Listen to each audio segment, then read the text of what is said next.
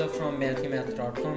Let's start with question number 2 of exercise number 4.2. The statement of this question is x minus 3 mod is equal to 4.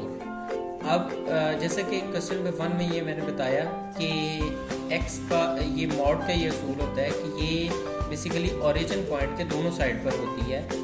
यानी अगर आपका origin point 0 है तो यानी इसको mod free करने के लिए हमें इसकी इक्विवेलेंट ये 4 है, 4 को एक दफ़ा प्लस में और एक दफ़ा माइनस में लिखना पड़ता है। सो हमने इसी तरह से किया कि इसको मॉड फ्री किया, ये x minus 3 is equal to आ जाएगा प्लस माइनस 4। अब ये एक दफ़ा x minus 3 is equal to plus 4 आ जाएगा और x minus 3 is equal to minus 4 आ जाएगा। यहाँ पे x की वैल्यू आ जाएगी 4, ये माइनस 3 इक्वल के साइड पर आके प्लस 3 हो जाएगा।